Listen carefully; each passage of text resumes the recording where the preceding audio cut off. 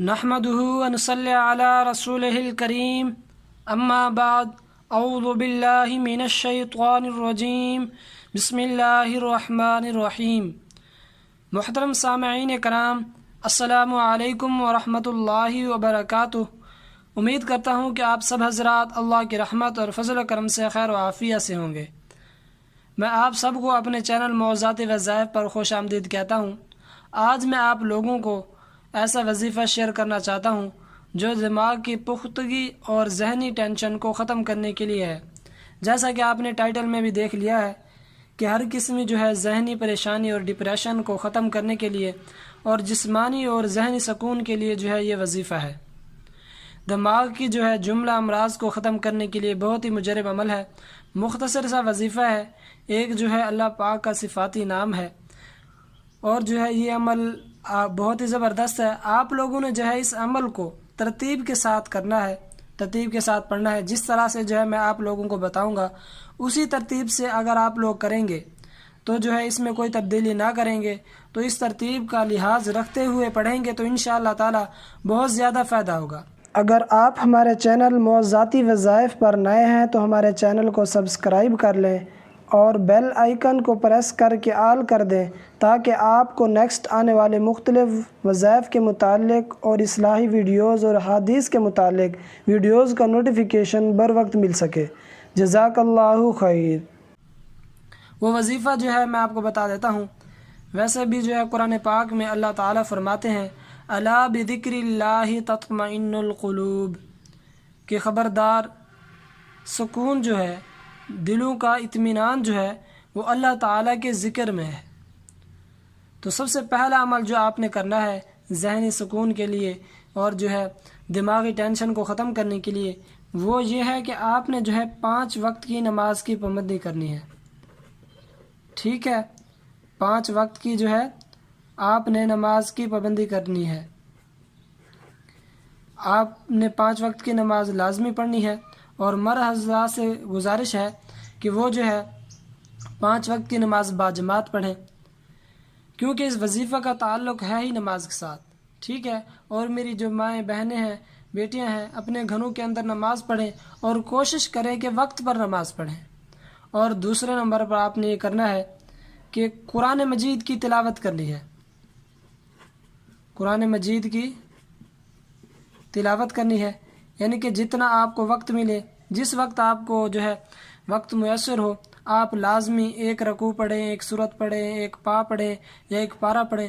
جتنا بھی آپ کو وقت ملے آپ قرآن پاک کی تلاوت لازمی کریں۔ ٹھیک ہو گیا۔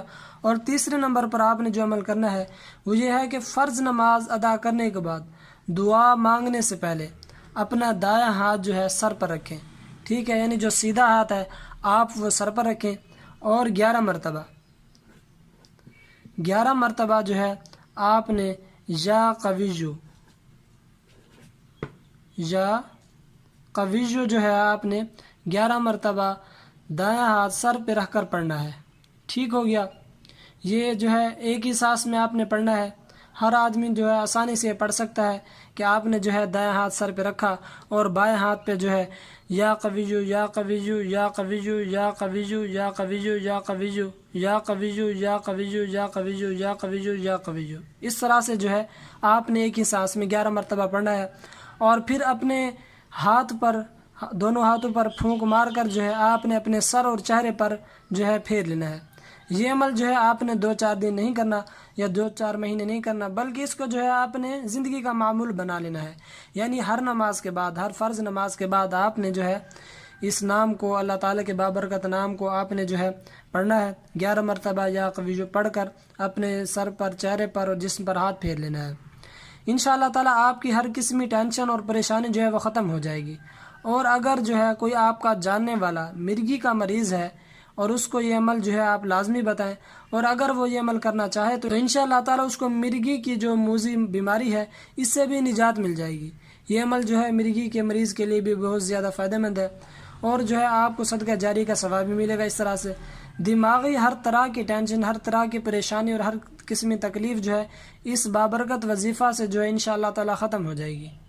اور اسی کے ساتھ ایک اور بات بھی نوٹ فرما لیں کہ ذہنی جو ٹینشن ہے یہ عام طور پر جو ہے اس وقت ہوتی ہے جب جو ہے ہم اللہ تعالیٰ کو بھول جاتے ہیں، جب جو ہے ہم ذکر کرنا چھوڑ دیتے ہیں، جب ہم عبادت چھوڑ دیتے ہیں، کیونکہ ہمارا جسم جو ہے یہ کس سے بنا ہوا ہے؟ یہ مٹی سے بنا ہوا ہے، تو اس کی غذا مٹی سے ہے، اور ہماری روح جو ہے یہ چونکہ اللہ تعالیٰ کا امر ہے، تو اس کا جو غذا ہے، اس کی غذا ہے وہ بھی اللہ تعالیٰ کے ذکر میں ہے۔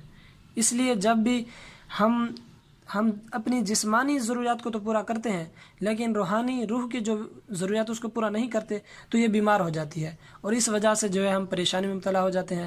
تو آپ جو ہے زیادہ سے زیادہ ذکر کریں، اٹھتے بیٹھتے چلتے پھرتے ذکر کرتے رہیں، یا اللہ کا، لا الہ الا اللہ، کیونکہ افضل الذکر لا الہ الا اللہ، افضل الدعاء الاستغفار، یہ جو حدیث مبارکہ ہے کہ سب سے افضل ذکر جو ہے یہ لا الہ الا اللہ ہے، اور سب سے افضل دعا جو ہے وہ استغفار ہے۔ تو اسی طرح سے درود شریف پڑھتے رہا، جب بھی آپ کو وقت ملے آپ جو ہے چل رہے ہیں، پھر رہے ہیں، آ رہے ہیں، جا رہے ہیں، آپ یہ پڑھتے رہیں، تو انشاءاللہ تعالیٰ جو ہے آپ کو ذہنی سکون اور دلی اطمینان حاصل ہو جائے گا۔